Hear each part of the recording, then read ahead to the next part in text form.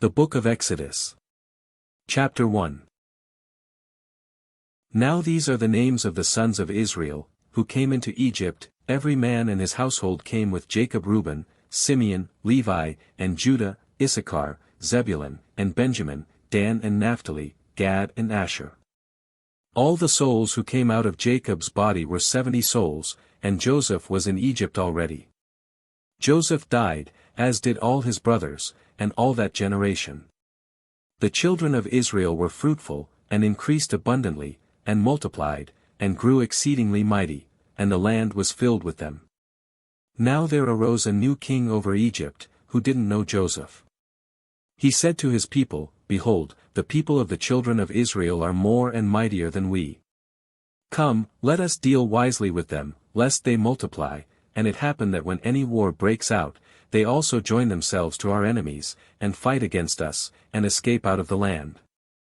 Therefore they set taskmasters over them to afflict them with their burdens. They built storage cities for Pharaoh, Pithom and Ramses. But the more they afflicted them, the more they multiplied and the more they spread out. They were grieved because of the children of Israel. The Egyptians ruthlessly made the children of Israel serve, and they made their lives bitter with hard service, in mortar and in brick, and in all kinds of service in the field, all their service, in which they ruthlessly made them serve.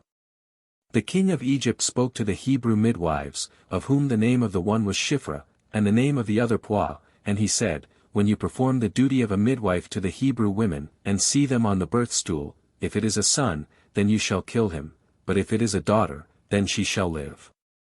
But the midwives feared God, and didn't do what the king of Egypt commanded them, but saved the baby boys alive. The king of Egypt called for the midwives, and said to them, Why have you done this thing, and have saved the boys alive? The midwives said to Pharaoh, Because the Hebrew women aren't like the Egyptian women, for they are vigorous, and give birth before the midwife comes to them. God dealt well with the midwives, and the people multiplied, and grew very mighty. Because the midwives feared God, he gave them families.